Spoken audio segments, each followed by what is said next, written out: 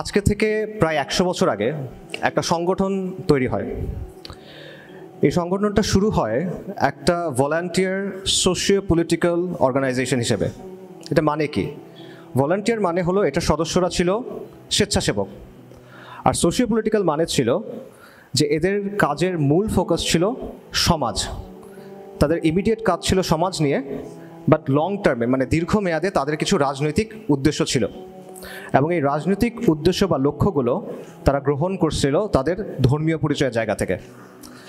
এবং এই যে প্রায় 100 বছরের পথ চলা, এই সময়টার মধ্যে এই সংগঠনটাকে অনেক ধরনের প্রতিকূলতার মোকাবেলা করতে হয়েছে। এটা 4 বার ব্যান্ড হয়েছে, নিষিদ্ধ হয়েছে। বিভিন্ন ধরনের এদের যে নেতারা ছিল তাদেরকে জেলে যেতে হয়েছে, নানা ধরনের অন্তর্দ্বন্দ্ব হয়েছে, ক্রাইসিস হয়েছে, কিন্তু এখনও পর্যন্ত সেই সংগঠনটা টিকে আছে। এবং এটার রাজনৈতিক ফ্রন্টও আছে, পলিটিক্যাল ফ্রন্ট আছে। পলিটিক্যাল ফ্রন্ট বোঝেন তো? এটা মানে হলো সংগঠনটা নিজে গতানুগতিক রাজনীতি করে না, কিন্তু সে রাজনীতি করার জন্য আলাদা একটা প্ল্যাটফর্ম বানায়। ওই প্ল্যাটফর্মটা গিয়ে রাজনীতি করে, এবং ওই প্ল্যাটফর্মের যে পলিসি, যে এজেন্ডা, এগুলো ঠিক করে দেয় ওই মাদার সংগঠনটা। তো এই পলিটিক্যাল ফ্রন্ট প্রথমবার তৈরি হয়েছিল 1950-এর দশকে। নির্বাচনে তারা সিট পাইছিল 3টা। 80-র দশকে তারা আরও একটা পলিটিক্যাল ফ্রন্ট বানাইছিল, নির্বাচনে সিট পাইছিল 2টা। খুব একটা সফল বলা যায় না, কিন্তু বর্তমানে তারা তাদের দেশে ক্ষমতায় আছে। এবং বর্তমানে এই সংগঠনের সদস্য সংখ্যা হলো প্রায় 60 লক্ষ। এটা শাখা হলো প্রায় 57,000, এবং এটার সাথে অ্যাফিলিয়েটেড সংগঠন, এটা ছাত্র ফ্রন্ট, কালচারাল ফ্রন্ট, নানা ধরনের ফ্রন্ট 50টার বেশি। এবং গত 2 টার্ম ধরে এটা ক্ষমতায় আছে। এই সংগঠনের নাম কি কেউ বলতে পারবেন? RSS, রাষ্ট্রীয় স্বয়ংসেবক সংঘ, রাষ্ট্রীয় স্বেচ্ছাসেবক সংঘ। RSS এর সৃষ্টি হয়েছে 1925 সালের সেপ্টেম্বরে। কেশব বলিরাম হেদগেওয়ার নামে এক ভদ্রলোক ছিল, পেশায় ডাক্তার। সে RSS শুরু করে। কংগ্রেসের একটা ভারতীয় কংগ্রেস পার্টি, সেটার একজন নেতা ছিল বাল গঙ্গাধর তিলক। তাকে মনে করা হয়তো কংগ্রেসের সবচেয়ে র্যাডিক্যাল যে উইং, সেটার নেতা। এবং ব্রিটিশ বিরোধী যে আন্দোলন ছিল সেখানে সে গুরুত্বপূর্ণ ভূমিকা রাখছিল। স্বদেশী আন্দোলন, সেখানে সে গুরুত্বপূর্ণ ভূমিকা রাখছিল। এবং ব্রিটিশরা তাকে বলতো the father of Indian unrest, মানে ইন্ডিয়াতে অশান্তির জনক হলো বাল গঙ্গাধর তিলক। তিলকের ঘনিষ্ঠ শিষ্য বা প্রটোজে ছিল বালকৃষ্ণ শিবরাম মুঞ্জে এই নামের আরেক ভদ্রলোক, সেও ডাক্তার। তার শিষ্য ছিল কেশব বলিরাম হেদগেওয়ার, RSS-এর প্রতিষ্ঠাতা। হেদগেওয়ার যখন মেডিকেল স্টুডেন্ট, তখন তার গুরু তাকে বলছে তুমি কলকাতা যাও। কলকাতা গিয়ে সে একটা গোপন সংগঠনে যোগ দিয়েছিল। এই সময় পশ্চিমবঙ্গ, এখন যেটাকে আমরা পশ্চিমবঙ্গ বলি, ওই পশ্চিমবঙ্গে এই সময় বেশ কিছু গোপন সংগঠন ছিল।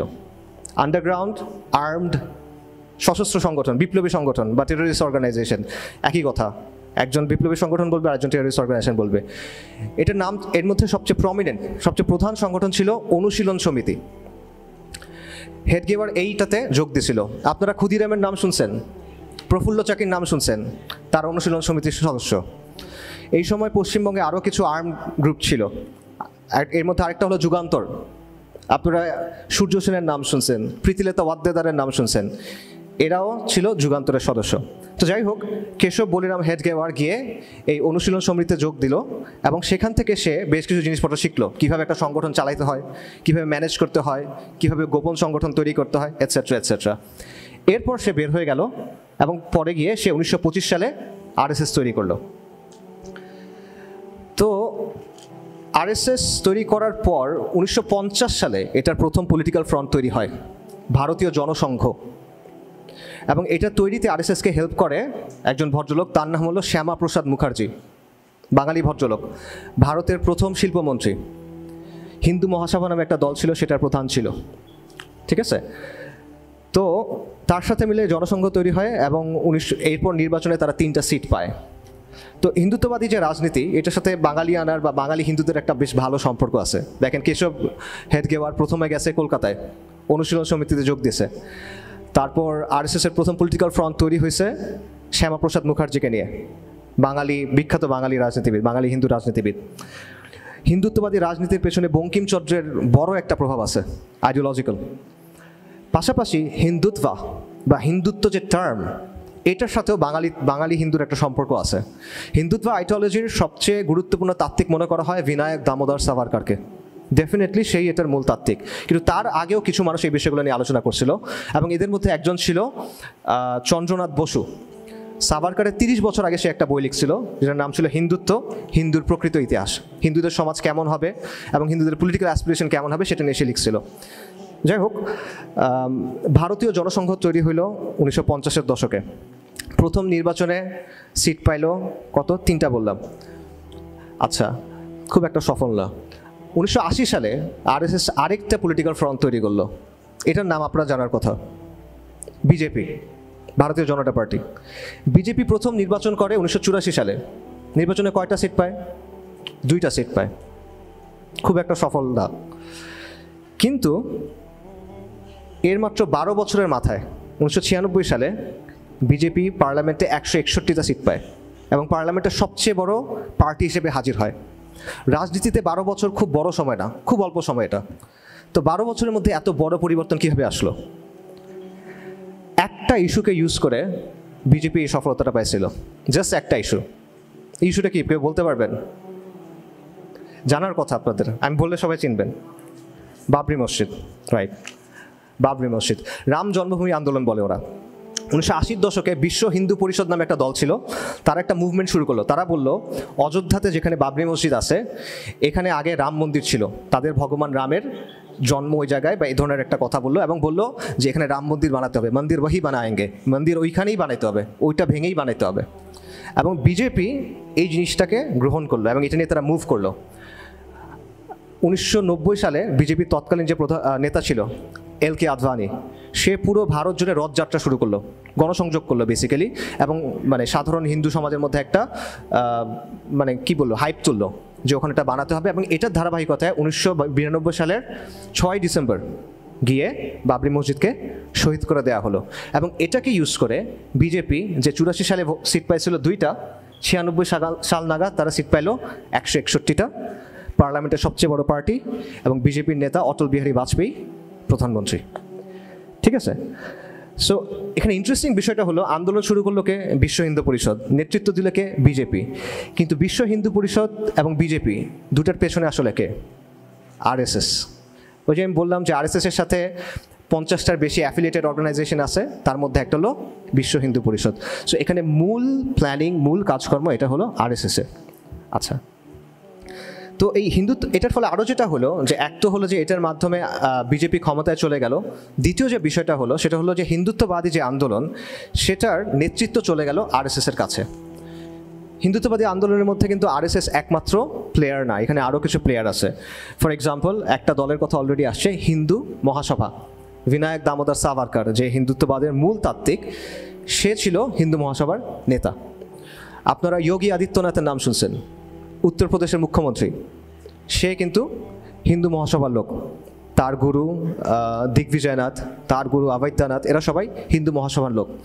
মোহনদাস গান্ধীকে হত্যা করছিল নাথুরাম গডসে, হিন্দু মহাসভার লোক। আপনারা এর নাম শুনছেন, ইয়াতি নরসিংহানন্দ লানাতুল্লাহি আলাইহিম, শাতিমে রসুল, সেও কিন্তু আরএসএসের লোক না। এরা আরও বেশি র্যাডিক্যাল, এরা আরএসএসকে মডারেট মনে করে। এরা মনে করে যে আরএসএস যথেষ্ট করতেছে না। তো যাই হোক, এছাড়া আরও দল আছে, শিবসেনা একটা দল আছে, এরা সবাই হিন্দুত্ববাদী রাজনীতি করে, এবং এরা সবাই they are much more radical than RSS, they are much more radical than BJP.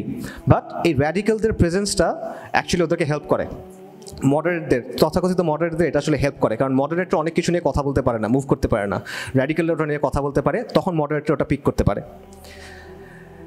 এবং আরএসএসের ট্র্যাক রেকর্ড বেশ ভালো, ইমপ্রেসিভ আমি বলবো। দেখেন, বিজেপি যে 10 বছর ধরে ক্ষমতায় আছে, এখানে তারা বেশ ইম্পর্টেন্ট কিছু কাজ করছে। একটা হলো কাশ্মীরের স্পেশাল স্ট্যাটাস ছিল, জম্মু এবং কাশ্মীরের স্পেশাল স্ট্যাটাস ছিল, অনুচ্ছেদ 370। সংবিধানের আন্ডারে স্পেশাল কিছু মর্যাদা জম্মু এবং কাশ্মীর প্রদেশকে দেওয়া হয়েছিল। এটার মাধ্যমে তারা ইন্ডিয়ান ফেডারেশনে যুক্ত হয়েছিল। বিজেপি এটা বাতিল করে দিয়েছে 2019 সালে।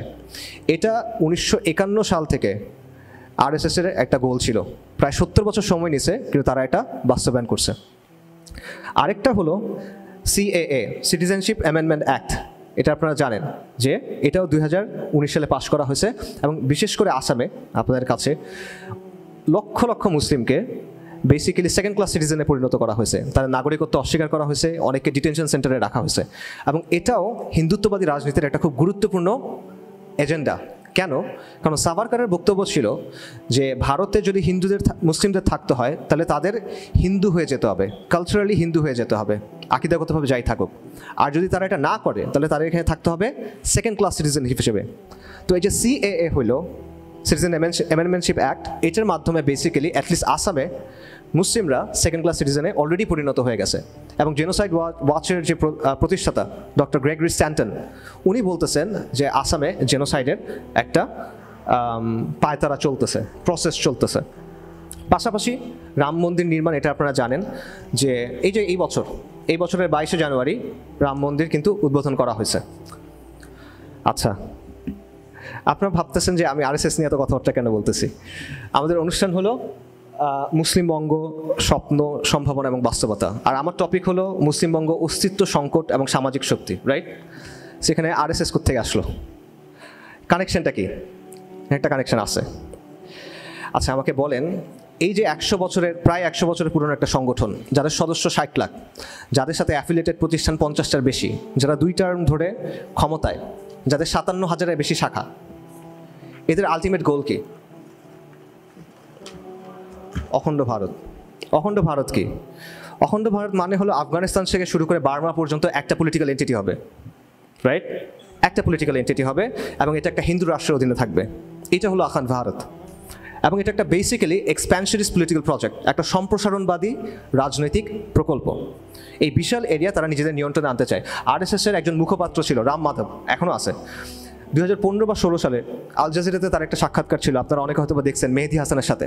সেখানে সে বলতেছে যে আরএসএস এখনও বিশ্বাস করে যে এই জায়গাগুলো, বাংলাদেশ, পাকিস্তান, এই টাইপের জায়গাগুলো, যেগুলো এই অল্প কিছুদিন আগে আলাদা হয়ে গেছে, 60 বছর আগে, এরা আবার একসাথে হয়ে অখণ্ড ভারত প্রতিষ্ঠিত হবে। ওপেনলি বলছে। কিভাবে হবে? 2 জার্মানি ভাগ হয়ে গেছিল, তারা এক হয়েছে না? এক হয়েছে তো। 2 ভিয়েতনাম আলাদা হয়ে গেছিল, তারা এক হয়েছে। ইউরোপিয়ান ইউনিয়নের মতো ফেডারেশন তৈরি হয়েছে। এরকম কোনোভাবে হবে? সমস্যা কই? আসামের মুখ্যমন্ত্রী হেমন্ত শর্মা, সে 2022 সালে বলছে যে রাহুল গান্ধীকে বলতেছিল যে ভারত পাকিস্তান বাংলাদেশ এক করে অখণ্ড ভারত বানাও না কেন তোমরা, এটা বলতেছিল। তারপর আরএসএসের যে প্রধান মোহন ভাগাবত, তার একটা বক্তব্য আছে গত বছরের। সে বলতেছে যে এখন যারা তরুণ, এরা বুড়ো হওয়ার আগে অখণ্ড ভারত প্রতিষ্ঠা হয়ে যাবে। 2022 সালের বক্তব্য আছে, সে বলতেছে আমাদের গাড়ি ছেড়ে দিছি আমরা, গাড়ি চলতেছে, এই গাড়িতে কোনো ব্রেক নাই, খালি অ্যাক্সেলারেটর আছে, এই গাড়ি থামবে না, যে থামাতে চেষ্টা করবে সে ধ্বংস হয়ে যাবে। এই স্পিডে যদি চলি 20 থেকে 25 বছরের মধ্যে অখণ্ড ভারত প্রতিষ্ঠা হয়ে যাবে। আর যদি একটু বেশি জোরে চালাবো আমরা, তাহলে 10 থেকে 15 বছর। এটা আরএসএসের প্রধানের কথা, ঠিক আছে? এখন আরএসএস প্র্যাগম্যাটিক, তারা পেশেন্ট, সবরের সাথে কাজ করে, বাস্তববাদী। প্রমাণ তো আমরা দেখলাম, আমি আপনাদের কিছু প্রমাণ বললাম। এবং দেখেন, এই যে 23 সালে ভারতের একটা নতুন সংসদ ভবন উদ্বোধন হয়েছে নিউ দিল্লিতে। সেখানে একটা মিউরাল, মানে একটা বড় স্থাপত্যকর্ম তারা রাখছে, এখানে একটা ম্যাপ আছে। ওই ম্যাপটা কিন্তু ইন্ডিয়ার বর্তমান ম্যাপ না, ওটা অখণ্ড ভারতের ম্যাপ। অর্থাৎ দে মিন বিজনেস, তারা সরাসরি বলে যে তারা এটা চায় এবং তারা এখানে কোনো রাগঢাক করে না। এখন আসেন আমার আলোচনার সাথে এটার কানেকশন কি সেটা বলি। আচ্ছা, আরএসএস এবং হিন্দুত্ববাদী যে মুভমেন্ট, সেটা অখণ্ড ভারত প্রতিষ্ঠা করতে চায়। Does that concern us or not? এটা নিয়ে দেখে আমরা চিন্তা করা উচিত নাকি না? তাদের অখণ্ড ভারতের মধ্যে কি আমরা পড়ছি কি না? পড়ছি। যারাই এখানে পড়ছে তাদের সবার এটা নিয়ে চিন্তা করা উচিত। আফগানিস্তান ছাড়া, আফগানিস্তানের মনে হয় এটা নিয়ে চিন্তা করার দরকার নাই। যারা সোভিয়েত ইউনিয়ন, হুবা, আমেরিকাকে যারা হারাইছে, তাদের টাইম নাই ইন্ডিয়া নিয়ে চিন্তা করার, বাট বাকি আমাদের চিন্তা করার দরকার আছে। আচ্ছা, বিশেষ করে আমাদের জন্য, কারণ আমাদের 3 দিকে ভারত আর আমাদের একদিকে সমুদ্র, রাইট? সো এটা আমাদের জন্য কনসার্ন না শুধু, এটা আমাদের জন্য একটা থ্রেট, এটা আমাদের জন্য একটা এক্সিস্টেন্সিয়াল ক্রাইসিস। এক্সিস্টেন্সিয়াল ক্রাইসিস মানে কি? অস্তিত্বের জন্য হুমকি। মনে করেন একটা জাহাজ সমুদ্রের মধ্যে ঝড়ের মধ্যে পড়ছে, হারাই গেছে, ক্যাপ্টেন মারা গেছে, কম্পাস নাই, এটা হলো ক্রাইসিস। আর জাহাজ মনে করেন ফুটা হয়ে গেছে, পানি ওঠা শুরু করছে, এটা হলো এক্সিস্টেন্সিয়াল ক্রাইসিস। কারণ এখন তার কিছু করতে হবে, কিছু না করলে সে আলটিমেটলি ধ্বংস হয়ে যাবে। সো আমি মনে করি, এবং আমার মনে হয় যে কোনো সুবিবেচক মানুষ মনে করবে যে এই ব্যাপারটা আমার জন্য একটা ক্রাইসিস। ঠিক আছে, এই যে প্রজেক্টটা, এই স্বপ্নটা, এটা একটা এক্সিস্টেন্সিয়াল ক্রাইসিস, এটা একটা এক্সিস্টেন্সিয়াল থ্রেট। অনেকে বলতে পারেন যে আরে ধুর, এগুলো কোনো সমস্যা না, এগুলো জাস্ট রেটরিক, এগুলো কিছু উগ্র সাধু বলে, পলিটিশিয়ানরা এগুলো ইউজ করে, বাট আলটিমেটলি এটা কোনো বড় ইস্যু হবে না। আর বর্তমান পৃথিবীতে আসলে এরকম কোনো কিছু হয়ও না। আর এই বিজেপি টিজেপি এটা পরের নির্বাচনে জিতবেও না, এগুলো নিয়ে এত চিন্তা করার কিছু নেই, এগুলো অ্যালার্মিজম। ঠিক আছে, আমি মানলাম, হ্যাঁ এটা হইতে পারে, এটা একটা সম্ভাবনা, বাট এটা কি একমাত্র সম্ভাবনা কিনা? এটা একমাত্র সম্ভাবনা না, এখানে অন্য সম্ভাবনা আছে। আর এখানে আমি কয়েকটা বিষয়ে পয়েন্ট আউট করব। এক নাম্বার, এই যে আমি কিছু এক্সাম্পল দিলাম, রাম মন্দির, জম্মু এবং কাশ্মীরের স্পেশাল স্ট্যাটাস এবং সিটিজেনশিপ অ্যামেন্ডমেন্ট অ্যাক্ট, এরকম বেশ কিছু এক্সাম্পল আছে। এগুলো কিন্তু দশকের পর দশক ধরে তারা বাস্তবায়ন করছে। এগুলো আমরা একসময় রেটরিক মনে করছিলাম। 92 সালে বাংলাদেশে কিন্তু লং মার্চ হয়েছিল, যারা বয়স আছে তারা জানবেন। আমরা কি তখন মনে করছিলাম এগুলো হয়ে যাবে? আমার মনে হয় না মনে করছে। জম্মু ও কাশ্মীরের মানুষ হয়তো মনে করে নাই, আসামের লোকজন হয়তো মনে করে নাই, কিন্তু তারা কিন্তু তাদের কাজ করে গেছে। সো আপনি তাদের কাজটা সিরিয়াস মনে করতে না পারেন, আপনি মনে করতে পারেন এটা ডিলিউশন, সমস্যা নেই, এটা ডিলিউশন হইতে পারে, আসলে ডিলিউশন হইতে পারে, হয়তো এটা কোনোদিনও হবে না। কিন্তু পয়েন্টটা হলো এটা একটা বিপজ্জনক ডিলিউশন, এবং এটা সে বিশ্বাস করে, আপনি বিশ্বাস না করেন, সে তো বিশ্বাস করে। এখন সে যদি কিছু করে ফেলে, আপনি কী করবেন? এটা আপনার চিন্তা করতে হবে। এটা একটা পয়েন্ট। আরেকটা পয়েন্ট হলো, বাংলাদেশকে কন্ট্রোল করা এটা শুধুমাত্র বিজেপির এজেন্ডা না, বা এটা শুধুমাত্র আরএসএসের এজেন্ডা না, এটা একটা সর্বভারতীয় এজেন্ডা। ঠিক আছে, ভারতের যত পলিটিক্যাল পার্টি আছে, যত পলিটিক্যাল শক্তি আছে, তারা সবাই এভাবেই বাংলাদেশকে দেখে। ঠিক আছে, আলটিমেটলি কংগ্রেসও কিন্তু এক্সপ্যানশনিস্ট পলিটিক্যাল প্রজেক্টে বিশ্বাস করে। আপনারা নেহেরু ডক্ট্রিনের কথা শুনছেন, সেম কথা মোরলেস।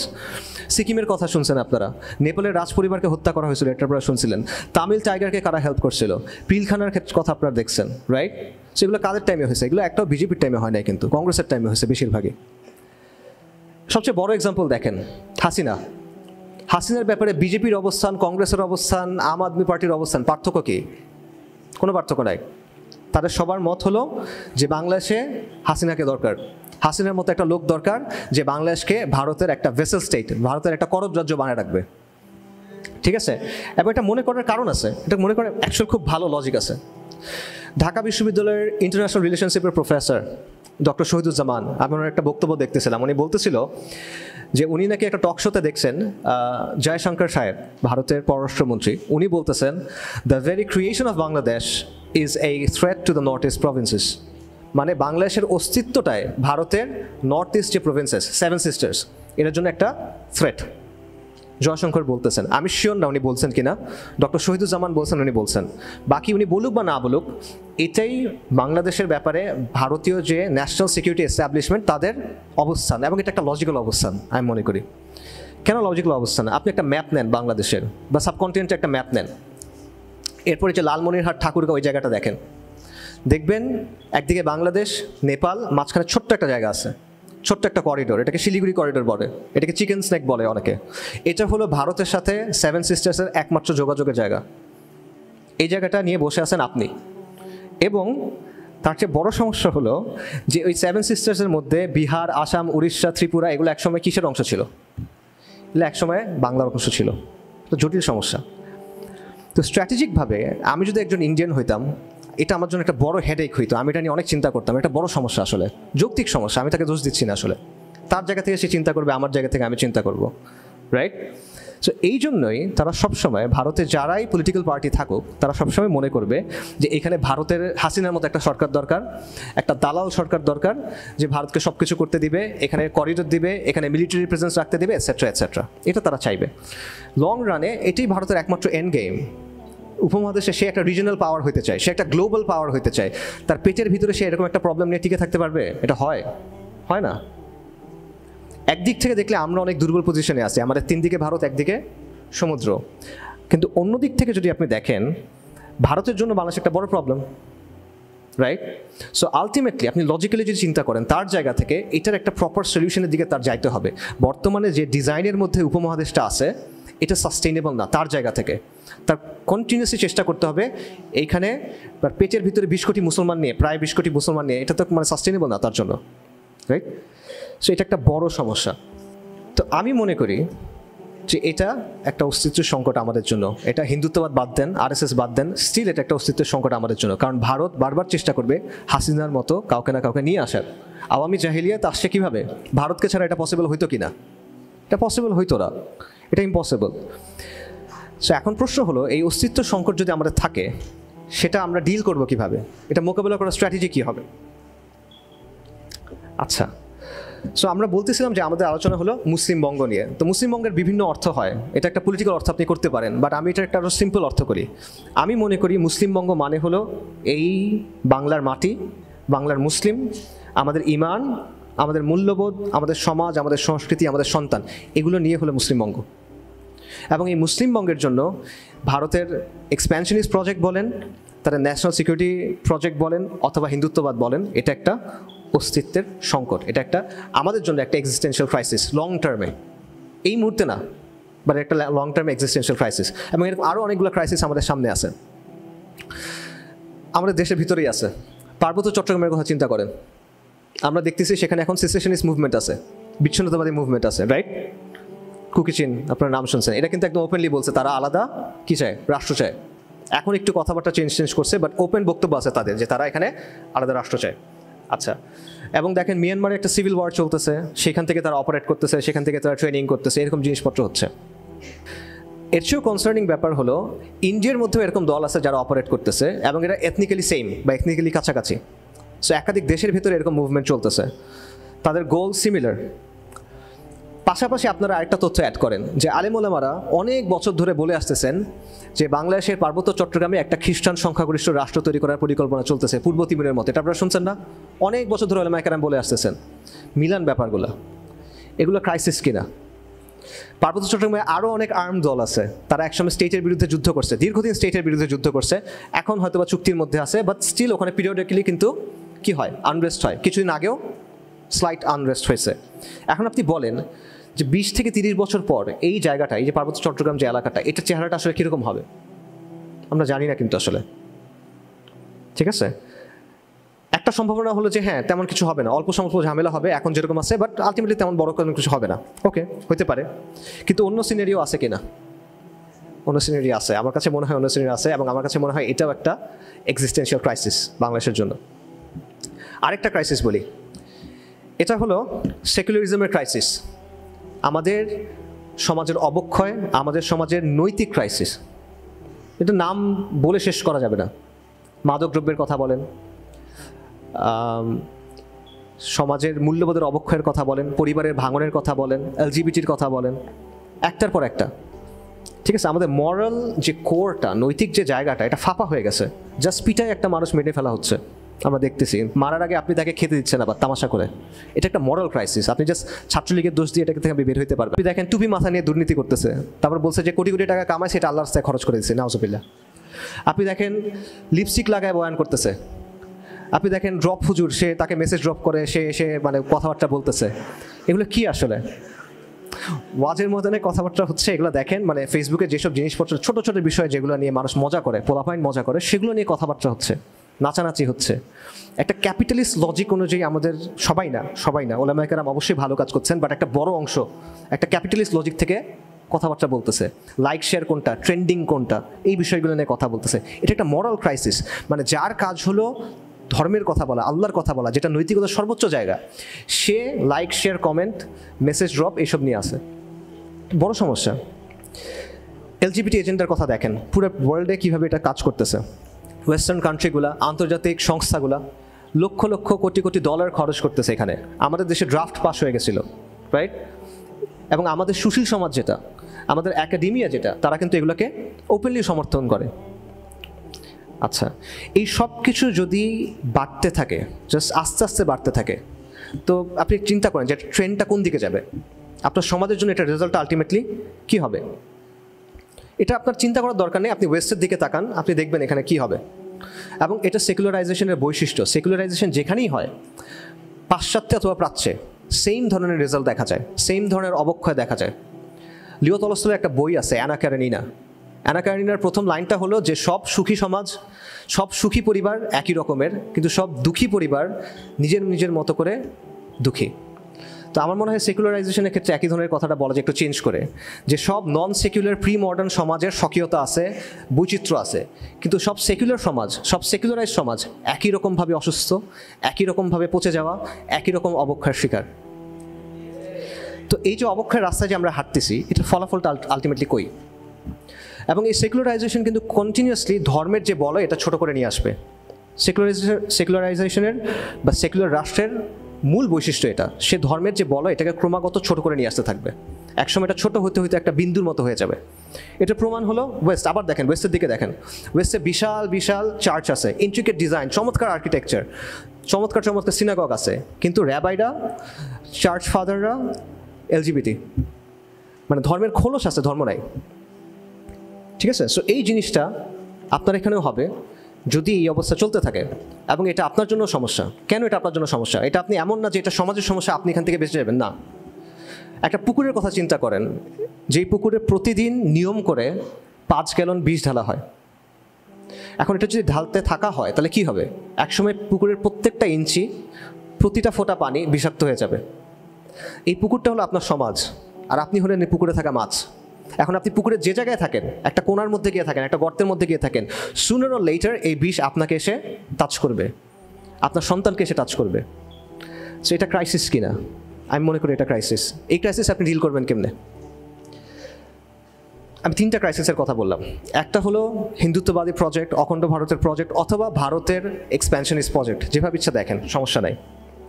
আরেকটা হলো আমরা দেশের ভেতরের সিসেশনিস্ট মুভমেন্ট বা বিচ্ছিন্নতাবাদী মুভমেন্টগুলো। আরেকটা হলো সেকুলারিজমের প্রভাব, যেটা ক্রমাগত আমাদেরকে অবক্ষয়ের দিকে নিয়ে যাবে এবং ধর্মের পরিধিকে ছোট করে আনবে। সংকট এখানে আসলে শেষ না। আমি অ্যাটলিস্ট আরও 3টা মেজর সংকটের কথা বলতে পারি, বাট বলতেছি না, আমি জাস্ট আরেকটা বলতেছি। সেটা হলো আওয়ামী লীগ। মনে করেন 75 সালে তো 15ই আগস্টের পর আওয়ামী লীগ তো ক্ষমতায় নাই। ক্ষমতায় আসলো কখন? 21 বছর পর, 1996 সালে। আচ্ছা, এরপর 2008 সালে আওয়ামী লীগ আবার ক্ষমতায় আসলো। খালি আসলো না, মানে চরম পাওয়ার নিয়ে আসলো, এবং আমাদের একটা আওয়ামী জাহেলিয়া 2.0 উপহার দিল। এটা কীভাবে সম্ভব হইল? তারা তো পাওয়ারে নাই, 2 ডেকেড পাওয়ারে নাই। তারপরে খালি পাওয়ারে আসলো এমন না, প্রচণ্ড শক্তিশালীভাবে তার বয়ানকে প্রতিষ্ঠা করলো, আমাদের মানে চেতনা নিচে চাপা দিল আমাদেরকে। এটা কেমনে হইল? এটা হলো আওয়ামী লীগ ক্ষমতা ছিল না, কিন্তু তার বয়ানটা ছিল, তার হেজেমনিটা ছিল, তার যে সাংস্কৃতিক বয়ান, তার যে আত্মপরিচয়ের বয়ান, তার যে বাঙালি জাতীয়তা বয়ান, এই সবগুলো, যেই বিষয়গুলো আওয়ামী লীগের রাজনীতিকে হেল্প করে, ওই বিষয়গুলো ছিল। এই কারণে আওয়ামী লীগ না থাকলেও ঘাতক দালাল নির্মূল কমিটি কিন্তু ছিল, এবং এরকম আরও অনেকে ছিল। ঠিক আছে? এবং এটা এখনও আছে। এই কালচারাল হেজেমনি আপনি নষ্ট করতে পারেন নাই, এটা এখনও, এবং এটা যতদিন থাকবে এটা বারবার আওয়ামী লীগকে ফিরে আনবে। আওয়ামী লীগ নাম না নিয়ে আসতে পারে, অন্য নামে আসতে পারে, হাসিনা নাম না হয়ে আসতে পারে, অন্য নামে আসতে পারে, কিন্তু এটা বারবার ফিরে আনবে ওই পলিটিক্সটাকে। কেন? কারণ তাদের আর কোনো পলিটিক্যাল এজেন্সি নাই।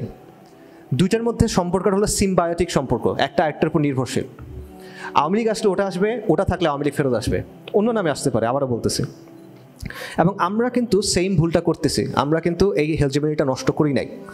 জুলাই আন্দোলনের সময় এটা নষ্ট হয়ে গেছিল, যখন বলছিল যে তুমি কে আমি কে, রাজাকার রাজাকার, পা চাটলে সঙ্গী না চাটলে জঙ্গি, রাইট? এই কথাগুলো যখন বলা হয়েছিল তখন আপনি ন্যারেটিভটা আসলে রিজেক্ট করতেছিল। বাট এখন দেখেন ওই ন্যারেটিভ কিন্তু আবার ওই কারণ বাজারে গিয়ে উঠছে। ঠিক আছে না? যারা আমি হেজেমনির মূল ইন্টেলেকচুয়াল স্তম্ভটম্ব যারা আছে, তাদেরকে অ্যাপিস করার জন্য এই পুরো জিনিসটা তাদের হাতে এখন আবার উঠা দেওয়া হচ্ছে। সো এইভাবে যদি চলতে থাকে তাহলে আলটিমেটলি এন্ড গেমটা কি? এতগুলো ক্রাইসিসের একটা বিষয় ক্লিয়ার করি। আমি কিন্তু বলতেছি না যে 5 থেকে 7 বছরের পর বিশাল একটা ক্রাইসিস হবে। আমি বলতেছি না যে 5 থেকে 7 বছর পর ইন্ডিয়া ফর এক্সাম্পল বাংলাদেশ আক্রমণ করবে। আমি এটা মনে করি না, লাইকলি মনে করি না। আমি আপনাদের আরও বড় টাইম লাইনের কথা চিন্তা করতে বলতেছি। অ্যাটলিস্ট 20 বছর, 30 বছর, 50 বছরের কথা চিন্তা করেন। তারপর কি হবে সেটা চিন্তা করেন। ঠিক আছে? আমাদের টেন্ডেন্সি আছে যে আমরা অ্যাপোক্যালিপটিক কথাবার্তা শুনতে পছন্দ করি। শরিয়ার জায়গা থেকে ধরেন আমি যদি বলি, শরিয়ার জায়গা থেকে আমাদের দায়িত্ব এটা ফরদ, এটা ওয়াজিব, এগুলো আমাদের কাছে তেমন একটা ভালো লাগে না। কিন্তু আপনি যদি বলেন আল মাহদি, আদ দাজ্জাল, আল মালহামা, তখন আমাদের অনেক জোশ হয়, রাইট? এটা একটা সমস্যা এই জন্য যে আমরা সিয়াসা শরিয়ার জায়গা থেকে চিন্তা করি না, আমরা বাস্তবতার জায়গা থেকে চিন্তা করি না, আমরা শুধুমাত্র এই জজবার জায়গা থেকে চিন্তা করি। জজবা ইটসেলফ ইজ নট ব্যাড, এটা খুবই দরকারি জিনিস, কিন্তু শুধুমাত্র এটা থাকলে সমস্যা। সো আপনি শুধু গাজওয়ায়ে হিন্দের কথা চিন্তা করবেন বা এটা থেকে আরেক ধাপ আগায় গিয়ে শাহ নিয়ামতুল্লাহর কাসিদার জায়গা থেকে চিন্তা করবেন, আমি মনে করি এটা খুবই কাউন্টার প্রোডাক্টিভ। সো বাস্তবতার আলোকে চিন্তা করতে হবে, শরিয়ার আলোকে চিন্তা করতে হবে, আবেগ কমায় মানে বিবেক দিয়ে একটু চিন্তা ভাবনা করতে হবে, ঠিক আছে?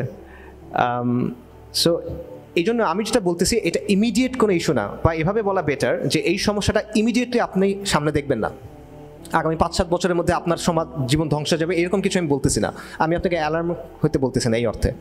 বাট আমি বলতেছি যতদিনই আপনি এটা একদম চোখের সামনে সমস্যা দেখবেন ততদিনই আপনার করার কিছু থাকবে না।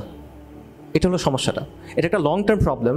কিন্তু যখন এটা আপনার সামনে একদম নগ্নভাবে আসবে ততদিন আপনি আর কিছু করার পারবেন না, এটা হলো সমস্যা। এবং আপনার চিন্তা করতে হবে যে আজ থেকে 2-3-4 দশক পর এই ভূখণ্ডের চেহারাটা কেমন হবে, এই অঞ্চলটার চেহারাটা কেমন হবে, আপনার পরিবারকে, আপনার সন্তানদেরকে আপনি কোন জায়গায় রেখে যাবেন, এই জিনিসটা নিয়ে আমাদের চিন্তা করতে হবে। এবং আমরা চিন্তা করতে হবে যে এই সংকটের মোকাবেলা আমরা কীভাবে করব। এই ঝড়ের মোকাবেলা করে আপনি টিকে থাকবেন কীভাবে, কিসের উপর দাঁড়ায় থাকবেন আপনি, আপনার ভিত্তি কী হবে, কোন জিনিসটাকে আঁকড়ে আপনি টিকে থাকবেন, এটা কি হবে। মনে করেন মাওলানা আব্দুর রহিমের একটা বক্তব্য আছে, বাংলাদেশের মুসলমানরা মাজলুম এবং মাহরুম। তখন ওনার একটা কথা আছে যে উনি বলতেছেন যে একটা জাতিকে টিকে থাকতে হলে একটা জনগোষ্ঠীর একটা আদর্শ লাগে, ঠিক আছে, একটা ওয়ার্ল্ড ভিউ লাগে, এমন কোনো বিষয় লাগে যেটার উপর তারা একমত হয়েছে এবং এটার উপরে তারা লালিত পালিত হচ্ছে এবং রাষ্ট্রের প্রতিষ্ঠান, শিক্ষা, সমাজ সব কিছু ওই জিনিসটাকে ধারণ করতেছে। আমাদের জন্য সেটা কি হবে, এবং ওটা এমন কিছু হইতে হবে যেটা দিয়ে আপনি এই থ্রেটগুলো মোকাবেলা করতে পারবেন, তা নাহলে তো হবে না, আপনি টিকতে পারবেন না। তো এটা কী হবে, ইনক্লুসিভ সমাজ, দায় ও দরদের রাজনীতি, সাম্য, মানবতা, ইনসাফ, এগুলো দিয়ে হবে না। এটা দিয়ে হবে না, এটা অলরেডি প্রমাণিত। কেমন প্রমাণিত? দেখেন জুলাইয়ের সময় সবাই একত্রিত হয়েছিল, সব ধারা কোন জায়গায় একত্রিত হয়েছে, হাসিনা মস্কো, এখানে তারা একত্রিত হয়েছে। কিন্তু এরপর দেখেন বিভেদ কিন্তু বাড়তেছে। এই যে কথাগুলো বললাম, ইনক্লুসিভ সোসাইটি, দায় ও দরদ, সাম্য, মানবতা, ইনসাফ, এগুলো কিন্তু মানুষকে একত্রিত করতে পারতেছে না। কোনো ন্যাশনাল কনসেনসাস কিন্তু তৈরি করা যাচ্ছে না, এবং এটা তৈরি করা যাবেও না। এটা আমি আজকে 2 মাস না 3 মাস হলো, যাই হোক যেটাই হয়েছে, এখন বলতেছি আপনারা 2 বছর পর মিলাই নিয়েন। এই বিষয়গুলো নিয়ে আসলে ন্যাশনাল কনসেনসাস হবে না। আরেকটা অপশন আছে, অনেকে যেটা বলে যে সেকুলারিজমের বিকল্প একটা ভার্সন লাগবে। যে সেকুলারিজমের একটা ভার্সন হলো শাহবাগী ভার্সনটা, যেটা খুব কলকাতা ইনফ্লুয়েন্সড, যেটা খুব হিন্দুত্ববাদী সংস্কৃতি ইনফ্লুয়েন্সড, এবং যেটা একটা ফ্রেঞ্চ টাইপের সেকুলারিজম, খুব র্যাডিক্যাল অ্যাগ্রেসিভ ধরনের একটা সেকুলারিজম। সো এইটার বদলে অনেকে বলে যে একটা বিকল্প সেকুলারিজম লাগবে, যেটার মধ্যে কনসার্টও আছে, কাওয়ালিও আছে, বোরকাও পড়তে পারবে, বিকিনিও পড়তে পারবে, পাশাপাশি পড়বে প্রেফারেবলি, এরকম কিছু একটা। তো সেকুলারদের একটা অংশ মনে করে ওই র্যাডিক্যাল শাহবাগী ঘরানার যে সেকুলারিজম আছে এটা খুব বেশি দিন টিকবে না, এই কারণে এই বিকল্প ধারার সেকুলারিজমটা লাগবে। এবং এরা এটাকে মুসলিম সেকুলারিজম বলে, কোট আনকোট, যে আপনি কালচারালি একটা মুসলিম পরিচয় রাখবেন, কিন্তু সেটার মধ্যে ইসলাম তেমন একটা থাকবে না, ঠিক আছে। এখানে আবারও শরিয়া থাকবে না, আল ওয়ালা ওয়াল বারা থাকবে না, হালাল হারাম থাকবে না, ঠিক আছে, এগুলো কোনো কিছু থাকবে না, জাস্ট একটা কালচারাল পরিচয় হিসেবে মুসলিম ব্যাপারটা থাকবে। But this is doom to fail, এটা আসলে কাজ করে না। কারণ ইসলাম এমন একটা জিনিস যেটা আসলে মিক্স হয় না কোনো কিছুর সাথে, ইসলাম ডমিনেট করে, ইসলাম ডমিনেটেড হয় না। সো আপনি যদি এই টাইপের কিছু একটা করেন, এটা আলটিমেটলি টিকে থাকবে না। এবং এটা প্রমাণ আছে। এটা প্রমাণ কি? এটা সবচেয়ে ভালো প্রমাণ হলো মুসলিম লীগ। মুসলিম লীগ একটা এক্সট্রিমলি সাকসেসফুল পলিটিক্যাল প্রজেক্ট ছিল। 1906 সালে তৈরি হয়েছে, 47-এর মধ্যে তার একটা আলাদা দেশ বানায় ফেলছে, তাই না? Extremely successful. তারপরে কি আজকে মুসলিম লীগ কই? তার চেয়ে বড় কথা হলো মুসলিম লীগের ফার্স্ট জেনারেশন নেতারা, তাদের ছেলেদের অবস্থা কি, তাদের সন্তানদের অবস্থা কি? এরা সব কাট্টা সেকুলার। অনেক এক্সাম্পল আছে, সব কাট্টা সেকুলার। বাংলাদেশে আবুল হাসিম সাহেব, তার ছেলে হলো বদরুদ্দিন ওমর, পাক্কা কমিউনিস্ট। এবং এটা একটা না, অসংখ্য এক্সাম্পল আছে। সো ব্যাপারটা হলো আপনি যখন কালচারালি মুসলিম পরিচয়টা ধারণ করবেন, এটা ওই এক জেনারেশন থাকবে, এরপর গিয়ে ওটা টিকবে না। ওই কালচারাল মুসলিমদের পরের জেনারেশন হবে পাক্কা লিবারাল শাহবাগী সেকুলার, মোরাললেস, বা let's say French style secular, শাহবাগী যদি না বলি। সো আলটিমেটলি এই সো কল্ড মুসলিম ভার্সনের সেকুলারিজম দিয়েও আপনি ওই জিনিসটা পাবেন না যেটা দিয়ে আপনি এই ক্রাইসিসগুলোর মোকাবেলা করতে পারবেন। এটা মুসলিমদের আলটিমেটলি কিছুই দিতে পারবে না, রাদার এটা মুসলিমদের ধোঁকা দিয়ে মুসলিমদের কিছু স্বপ্ন দেখাবে মরিচিকার মতো, এবং মুসলিমদের আরও সেকুলারিজমের সাথে যুক্ত করবে। তাহলে বাকি কি থাকে? কোন জিনিসটা দিয়ে আমরা এই সংকটের মোকাবেলা করব? এখানে একমাত্র সমাধান ইসলাম। এটা একমাত্র লজিক্যাল সমাধান, এটা কোনো রিলিজিয়াস সমাধান না। আমি আবারও বলছি, আমি মনে করি প্র্যাগম্যাটিক্যালি একমাত্র সমাধান এখানে ইসলাম। এটা ছাড়া আর কোনো ভায়াবল সলিউশন এখানে নাই। যদি আপনি দিল্লির আগ্রাসন মোকাবেলা করতে চান, যদি আপনি সেকুলারাইজেশনের ফোর্সকে থামাইতে চান, যদি আপনি একটা কোহেসিভ শক্তির মাধ্যমে এই ভূখণ্ডকে একসাথে রাখতে চান, যদি আপনি কালচারাল হেজিমনিকে ভাঙতে চান, তাহলে আপনার ইসলামকে লাগবে। ইসলাম ছাড়া কী দিয়ে মোকাবেলা করবেন আপনি? ইসলাম এই মাটি এবং মানুষের সাথে মিশে আছে। যখন ব্রিটিশরা আমাদের উপর আগ্রাসন চালাইছে, বারবার ইসলামকে আঁকড়ায় ধরে আমরা তাদেরকে মোকাবেলা করার চেষ্টা করছি, আমরা প্রতিরোধ করার চেষ্টা করছি। ইসলামের শক্তিতে আরবের একটা কোণা থেকে বিস্ফোরিত হয়ে মুসলিমরা পুরো পৃথিবীব্যাপী সভ্যতা তৈরি করছে। হরমুজানের কাছে যখন চিঠি নিয়ে গেছিল সাহাবারা বা মুসলিমদের কাছ থেকে, ছিঁড়ে ফেলে দিয়েছিল, এরা কারা? মরুভূমিতে দৌড়াদৌড়ি করা কুকুর আসছে আমাদেরকে কথা বলতে। নবী সাল্লাল্লাহু আলাইহি ওয়াসাল্লাম যখন শুনছিলেন, হেসে বলছেন যে আল্লাহ আযজা ওয়া জাল তার সাম্রাজ্যকে ছিঁড়ে টুকরা টুকরা করে দিবেন। আল্লাহ আযজা ওয়া জাল করে দিয়েছেন। মঙ্গল সাম্রাজ্য ধ্বংস হয়ে গেছে, হিটলারের থার্ড রাইখ ধ্বংস হয়ে গেছে। 1000 বছর 10,000 বছর থাকার কথা তারা বলছিল, ইসলাম রয়ে গেছে, ইসলাম থাকবে। এবং এখনও আমরা দেখতেছি ইসলামকে আঁকড়ে ধরে, আমাদের হিস্ট্রি দেখেন, ইসলামকে আঁকড়ে ধরে নানা এথনিসিটির মানুষ তারা সাম্রাজ্য তৈরি করছে, সালতানাত তৈরি করছে। ইন্দোনেশিয়া থেকে মরক্কো পর্যন্ত একের পর এক সমৃদ্ধ সাম্রাজ্য তৈরি হয়েছে এই ইসলামকে আঁকড়ে ধরে। এবং এখনও আমরা দেখতেছি এই ইসলামকে আঁকড়ায় ধরে 30 বছরের ব্যবধানে বা 40 বছরের ব্যবধানে দুইটা সুপার পাওয়ারকে হারানো হয়েছে। আর কেউ এটা পারে নাই। ইসলাম রেইন সুপ্রিম। এবং এটি আল্লাহর প্রতিশ্রুতি, শুধু ইসলাম পারবে, আর কেউ পারবে না। ইয়া আইয়ুহাল্লাযীনা আমানু উসবিরু ওয়া সাবিরু ওয়া রাবিতু ওয়াত্তাকুল্লাহা লাআল্লাকুম তুফলিহুন। ঠিক আছে, যদি আমরা বলি যে ইসলামের মাধ্যমে সমাধান হবে, তখন প্রশ্ন হলো এটা আমরা কিভাবে করব? আমরা মুসলিম বঙ্গের সামনে থাকা সংকটের কথা বললাম এবং আমরা বললাম যে এটা সমাধানটা হইতে হবে ইসলাম দিয়ে, এখানে আর কোনো অপশন নাই। কিন্তু আমাদের সমাজ, আমাদের দেশ কি ইসলামের উপর আছে? নাই। আগে আপনার সমাজ এবং দেশকে ওটার উপর আনতে হবে। তো কীভাবে? তো এটার মাল্টিপল স্টেজ আছে, অনেকগুলো ধাপ আছে, একটা ধাপ নাই এখানে। আমি মনে করি, এখানে আপনারা আমার সাথে দ্বিমত করতে পারেন, কোনো প্রবলেম নাই। আমি মনে করি এটার প্রথম ধাপ হলো সামাজিক শক্তি অর্জন করা। যদি আপনি চান যে এই ভূখণ্ড ইসলামকে আঁকড়ে ধরে রাখবে, এই পরিচয়ের উপরে দাঁড়াবে এবং এটার ভিত্তিতে এই সংকটগুলো মোকাবেলা করবে, তাহলে প্রথম ধাপ হলো সামাজিক শক্তি অর্জন করা। স্ট্যাটাস কো দিয়ে হবে না। আমাদের দেশে চলমান অনেক দিনই কাজ আছে এবং আমি কোনোটা সমালোচনা করতেছি না, কিন্তু আমি আবারও বলতেছি, স্পষ্টভাবে বলতেছি, এটা দিয়ে হবে না। কেন হবে না? আমি একটা এক্সাম্পল দিই। মনে করেন যেই কাজগুলো আছে এগুলো সব 10 দিয়ে গুণ করেন, সবগুলো কাজ 10 দিয়ে গুণ করেন। এবার বলেন একটা রেজাল্ট পাইছেন না, এবার বলেন এই সংকটগুলো কি দূর হবে? তখন বাংলাদেশে মসজিদ মাদ্রাসা যতগুলো আছে 10 গুণ বেড়ে গেল, সংকটগুলো দূর হবে? বাংলাদেশে যে পরিমাণ মানুষ ইসলামী বইটই কিনে 10 গুণ বেড়ে গেল, সংকট দূর হবে? দাওয়াতি যে সংগঠনগুলো আছে তাদের সদস্য 10 গুণ বেড়ে গেল, সংকট দূর হবে? হবে না। আপনার আলাদা কিছু লাগবে। ঠিক আছে, দেখেন বিভিন্ন দিনই মেহনত চলতেছে এবং শরীয়তের সাথে সামঞ্জস্যপূর্ণ সব মেহনতকে আমরা ভালোবাসি, সাপোর্ট করি, নো ডাউট। সেটা ইসলামের শিক্ষা হোক, দাওয়াত ও তাবলীগ হোক, ইসলাহের কাজ হোক, তাজকিয়াতুন নাফসের কাজ হোক, শরিয়া সম্মত সব কাজকে আমরা মোহাব্বত করি, আমরা সাপোর্ট করি। এই কাজগুলো চলতে হবে, এই কাজগুলো আরও বাড়তে হবে, এই কাজগুলো আমাদের সবার হেল্প করতে হবে, এটা নিয়ে কোনো ডাউট নাই। কিন্তু এই সংকটগুলো মোকাবেলার জন্য এবং সামাজিক শক্তি তৈরি করার জন্য আপনার আলাদা কিছু কাজ লাগবে, জাস্ট এগুলো দিয়ে হবে না। এটা হলো আমার কথা। এবং বাংলাদেশের যে কোনো ইসলামী প্রজেক্ট, যে কোনো কাজকে আপনি যদি প্রপারলি আগায় নিতে চান, আপনার সামাজিক শক্তি লাগবে, এটা ছাড়া হবে না। এবং আমি মনে করি যত কাজ আছে সামাজিক শক্তি অর্জনের কাজটা এটার সম্পূরক, এটার প্রতিদ্বন্দ্বী না। ঠিক আছে, এটা প্রতিদ্বন্দ্বী না, এটা সম্পূরক একটা কাজ। এবং এখানে স্পেসিফাই করি সামাজিক শক্তি মানে কি, কারণ এই জিনিসটা আমাদের কনফিউশন কাজ করে। সামাজিক শক্তি বলতে আমি বোঝাচ্ছি যে আপনি আপনার নিজের, আপনার চারপাশের পরিস্থিতিকে প্রভাবিত করতে পারতেছেন। একদম সহজভাবে যদি বলি, আপনি পরিস্থিতিকে নিয়ন্ত্রণ করতে পারতেছেন, আপনি চাপ প্রয়োগ করতে পারতেছেন, আপনি দাবি আদায় করতে পারতেছেন, আপনি অন্য গোষ্ঠীর উপর আপনার চাপ প্রয়োগ করার ক্যাপাসিটি ইউজ করতে পারতেছেন। ঠিক আছে, সো এটা হলো এমন একটা শক্তি যেটা ইউজ করে আপনি আপনার উদ্দেশ্য অর্জন করতে পারেন। এটা হলো সামাজিক শক্তি। সো অনেকে এখানে রাজনীতির কথা বলবেন, এবং রাজনীতি বলতে আমরা মূলত গতানুগতিক রাজনীতির কথা বুঝি, ডেমোক্রেটিক রাজনীতির কথা বুঝি। আমি মনে করি যে এটা দিয়ে আসলে এই সমাধানগুলো করা সম্ভব না। এই সমাধানগুলো করা আলটিমেটলি এগুলোর দ্বারা সম্ভব না। নির্বাচনী রাজনীতি দিয়ে আপনি আওয়ামী লীগই দমন করতে পারবেন না, ভারত অনেক দূরের কথা। এবং এটা আমরা দেখছি যে আমরা 75 থেকে 91 অবস্থা দেখছি, 91 থেকে তারপরে 2008 অবস্থা দেখছি। নির্বাচনী রাজনীতির কিছু নিজস্ব সমীকরণ থাকে, কিছু নিজস্ব লজিক থাকে, কিছু হিসাব নিকাশ থাকে। এটা ওই জায়গায় সেন্স মেক করে। আমি বলতেছি না যে এগুলো একদম অর্থহীন, এটা ওই কনটেক্সটের মধ্যে সেন্স মেক করে, কিন্তু ওটা দিয়ে এই প্রবলেমগুলো আপনি সলভ করতে পারবেন না। কালচারাল হেজেমনিকে আপনি এটা দিয়ে দমন করতে পারবেন না, বরং এটার ভেতর দিয়ে আপনার নিজেকে ইনক্লুসিভ হওয়ার জন্য, প্লুরালিস্টিক হওয়ার জন্য অনেক কিছু করতে হবে, ঠিক আছে, যেগুলো অনেক কিছু আমরা এখন দেখতেছি আই গেস।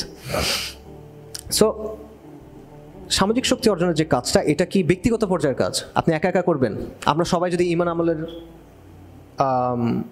উন্নয়ন করি আমরা নিজেদের অবস্থা থেকে, বা আমাদের আকীদা ঠিক করি, তাহলে এটা হয়ে যাবে না? এটা হবে না। এটা একটা কালেকটিভ কাজ, সামষ্টিকভাবে এই কাজটা করতে হবে, একত্রিত হয়ে এই কাজটা আমাদেরকে করতে হবে। এবং এটার জন্য শর্টে বলি, টাইম বেশি নাই, এর মধ্যে কয়েকটা কাজ আপনার করতে হবে। সেটা হলো সমাজের মধ্যে ব্যাপকভাবে ইসলামী চেতনা আপনার ছড়াই দিতে হবে।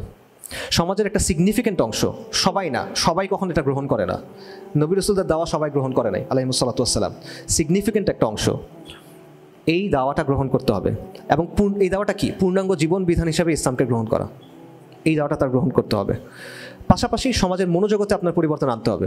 সমাজকে আপনার একটা হলো ব্যক্তি পর্যায়ে দেওয়া, আর একটা হলো সমাজের সামনে বারবার এই বিষয়গুলো প্রেজেন্ট করা, সমাজকে ধাক্কা দেওয়া, তার চিন্তার জায়গাটা ডিস্টার্ব করে দেওয়া। সে একটা উপায়ে চিন্তা করতে অভ্যস্ত হয়ে গেছে, সেখানে ধাক্কা দিয়ে দিয়ে তাকে ওখান থেকে বের করে আনা।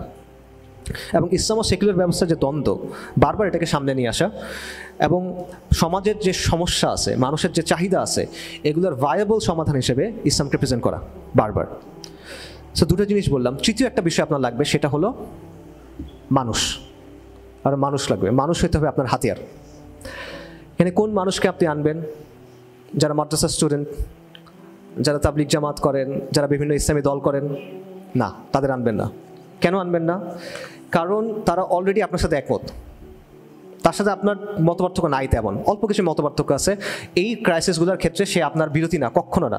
এবং অলরেডি তারা গুরুত্বপূর্ণ কাজ করতেছে, আপনার তারকে ওখান থেকে ছুটে আনার দরকার নাই। আপনি মূল সমাজের কাছে যান, আপনি সমাজের ওই অংশটার কাছে যান যারা জুলাই আন্দোলনকে সফল করছে, যারা 90-এর গণঅভ্যুত্থানকে সফল করছে, যারা 71-কে সফল করছে, যারা ইভেন 47-কে সফল করছে, তার কাছে যান। সে হোক আপনার টার্গেট গ্রুপ, ঠিক আছে? আপনি তার কাছে যান, আপনি তাকে বোঝান, এবং আপনি তাকে দিনের দিকে নিয়ে আসেন এবং দিনের কাজ করান, তাকে দিয়ে সোশ্যাল অ্যাক্টিভিজম করান, সামাজিক অঙ্গনে কাজ করান, তাকে দিয়ে আপনি সমাজের সাথে এঙ্গেজ করান, এবং তার মাধ্যমে আপনি একটা জনগণের শক্তি তৈরি করেন। তাহলে আপনার একটা আদর্শ থাকবে, আপনার সমাজে আপনার দাওয়ার একটা প্রভাব থাকবে, এবং আপনার সাথে মানুষ থাকবে, ঠিক আছে? আপনার সাথে জনগণের একটা শক্তি থাকবে। এই তিনটা জিনিস যখন আপনি অর্জন করবেন, তখন আপনি সামাজিক শক্তি অর্জনের প্রথম ধাপটা পার করতে পারছেন, ঠিক আছে?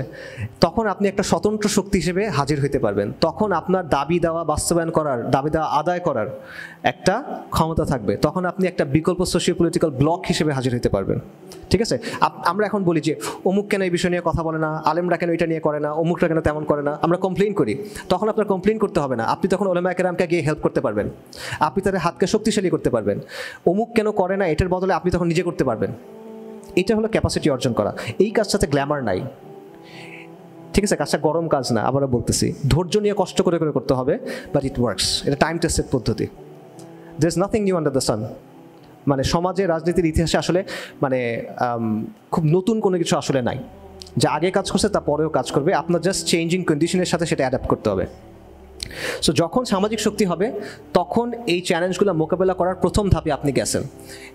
এখন আপনি আসলে খেলোয়াড় না, দর্শক। আপনার কথার কোনো মূল্য নেই। আপনি সারাদিন এটা নিয়ে চিন্তা করতে পারেন, চিন্তা করতে করতে বিছনায় পড়ে যেতে পারেন, কোনো লাভ নাই। কিন্তু যখন আপনি এই বিষয়গুলো অর্জন করবেন, তখন আপনি একটা শক্তি হয়ে উঠবেন, তখন আপনি একটা খেলোয়াড় হয়ে উঠবেন। বাট এটা ফার্স্ট স্টেজ, এরপর আরও স্টেজ আছে, তো সেই স্টেজের আলোচনা করার সুযোগ নাই, সময় কম। আমি জাস্ট শেষ করি। সেটা হলো শেখ উমর মাহমুদ উসমান হাফিজাহুল্লাহ, ওনার একটা কথা আছে। সেটা হলো, আমরা যখন ক্রুসেডের ইতিহাস পড়ি, আমরা অল্প কয়েকজন মানুষের ইতিহাস পড়ি, নুরুদ্দিন জিঙ্গি, সালাহুদ্দিন আইয়ুবী, শেরকু রাহিমাহুল্লাহ, তাদের কথা আমরা পড়ি, রাইট? এবং এটা পড়তে গিয়ে আমাদের ধারণা হয় যে ক্রুসেড যুদ্ধটা মনে হয় খুব সেন্ট্রালাইজভাবে হয়েছিল। বদরের যুদ্ধ যেরকম হয়েছিল, রাসূলুল্লাহ সাল্লাল্লাহু আলাইহি ওয়াসাল্লাম নেতৃত্ব দিয়েছেন, একটা দল এখানে একটা দল এখানে, এইভাবে মনে হয় যুদ্ধ হয়েছে। বাট ব্যাপারটা কিন্তু আসলে এরকম না। এই যুদ্ধটা লম্বা সময় ধরে চলছে, এবং এর বেশিরভাগ সময় আসলে সমন্বিতভাবে, সেন্ট্রালাইজভাবে এই ব্যাপারটা হয় নাই, ঠিক আছে? বেশিরভাগ সময় যেটা হয়েছে, মুসলিমরা ছোট ছোট দল উপদলে ভাগ হয়ে লড়াই করছে। ঠিক আছে, হয়তো এমন হয়েছে যে মনে করেন কোথাও একটা নগর রাষ্ট্র আছে বা একটা দুর্গ আছে, সেই দুর্গে যারা মুসলিমরা আছে বা ওখানকার যারা মুসলিম তারা একজনকে নেতা বানায় ক্রুসেডারদের বিরুদ্ধে জিহাদ করছে, অথবা কোনো গ্রামের লোকজন তারা একজন আলেমকে নেতা বানায় ক্রুসেডারদের বিরুদ্ধে জিহাদ করছে, অথবা ছাত্ররা তাদের শিক্ষককে নেতা বানায় ক্রুসেডারদের বিরুদ্ধে যুদ্ধ করছে। এবং এটা ঐতিহাসিকভাবে প্রমাণিত। একজন ক্রুসেডের সময়ের যোদ্ধা, কবি, আলেম ছিলেন উসামা ইবনু মুন্দিক, 1188 খ্রিস্টাব্দে মারা গেছেন। ওনার একটা বই আছে আল এতেবার। ওনারা ছিলেন সিরিয়াস শাইজার নামে একটা জায়গা আছে, ওই জায়গার শাসক ছিলেন ওনারা, ছোট একটা জায়গার, মানে অনেক বড় এমন না। তো ওনাদের ওই বইতে এই হিস্ট্রি ওরকম অনেক আছে যেগুলো শায়েখ আলোচনা করছেন। সো আমার পয়েন্টটা কি? আমার পয়েন্টটা হলো ক্রুসের যুদ্ধে যে বিজয়টা, এটা একটা লড়াইয়ের মাধ্যমে হয় না, এটা ছোট ছোট অনেকগুলো লড়াইয়ে জেতার মাধ্যমে আসছে। বড় বিজয়গুলো আসছে ছোট ছোট অনেকগুলো লড়াইয়ে জেতার মাধ্যমে। আমরা হিত্তিনের কথা জানি, কিন্তু হিত্তিন সম্ভব হয়েছে ওই ছোট ছোট লড়াইগুলোর কারণে। ঠিক আছে, কিন্তু ওইগুলোর কথা আমরা চিন্তা করি না, আমরা প্রথমেই হিত্তিনের কথা ভাবি। এটা হলো সমস্যা। সো এখানে কি নুরুদ্দিনের কোনো ভূমিকা নাই, সালাহউদ্দিনের কোনো ভূমিকা নাই? অবশ্যই আছে, অবশ্যই তাদের ভূমিকা আছে। তাদের ভূমিকা হলো ওই ছোট ছোট দলগুলোকে একত্রিত করা, সমন্বিত করা, বড় একটা শক্তিতে পরিণত করা এবং চূড়ান্ত লড়াইয়ে যাওয়া। কিন্তু প্রথমে চূড়ান্ত লড়াই আসে না। চূড়ান্ত লড়াই মানেই চূড়ান্ত, এটা একদম লাস্ট পর্যায়ে গিয়ে আসে। তারা এটা কখন করতে পারছেন? যখন অলরেডি ওই ছোট ছোট দল উপদলগুলো তৈরি হয়ে গেছে, যখন তারা দাঁড়ানোর মতো জায়গা করে নিছে, যখন কোমরটা শক্ত হয়েছে, তখন তারা এগুলোকে সমন্বিত করে একটা বড় শক্তিতে পরিণত করতে পারছেন। ঠিক আছে, সো যখন আপনি জমিনে দাঁড়ানোর জায়গাটা করবেন, আপনার কোমরটা যখন শক্ত হবে, তখন নুরুদ্দিনের জন্য মঞ্চ প্রস্তুত হবে, তখন সালাহউদ্দিনের জন্য মঞ্চ প্রস্তুত হবে, তার আগে হবে না। আপনি যদি প্রথমেই তার কাছে যাইতে চান, আপনি যদি প্রথমেই মনে করেন যে আজকে নুরুদ্দিন চলে আসবে, সালাহউদ্দিন চলে আসবে, এটা আসলে হবে না, এটা আনরিয়েলিস্টিক, এটা কাজ করে না। সো আমি আপনাদের বলবো যে আপনারা জজবা রাখেন, অবশ্যই রাখেন, কিন্তু বাস্তবসম্মতভাবে চিন্তা করেন। বুকের ভিতরে আগুন রাখেন, কিন্তু সেই আগুনটা নার্চার করেন, এটার জন্য দীর্ঘদিন জ্বলে। এটার জন্য এমন না হয় যেটা দাও দাও করে জ্বলবে তারপর নিভে যাবে, না, এটা বুকের মধ্যে ক্যারি করেন, সযত্নে ক্যারি করেন, এবং এটা দিয়ে আরেকজনের মধ্যে আলো জাগান, এটা দিয়ে আরেকজনের মধ্যে আগুন জ্বালান, এটা করেন। এবং যতক্ষণ পর্যন্ত সময়টা না আসতেছে, ওই প্রস্তুতি, ওই পর্যায়ে, ওই সক্ষমতা আপনি অর্জন করতে না পারতেছেন, ততক্ষণ আপনার এটা ক্যারি করতে হবে। এবং আগুন কিন্তু পুরায়, আপনি যখন আগুন ক্যারি করবেন এই আগুনটা পুরাবে, মানে আপনার কষ্ট হবে, এই কাজটা কষ্টের কাজ। তো এই কষ্টটুকু করেন, এই কষ্টটুকু করতে হবে, কারণ আমাদের অবশ্যই আমাদের নিজ কমের অস্তিত্ব, নিরাপত্তা এবং ধারাবাহিকতা রক্ষা করতে হবে।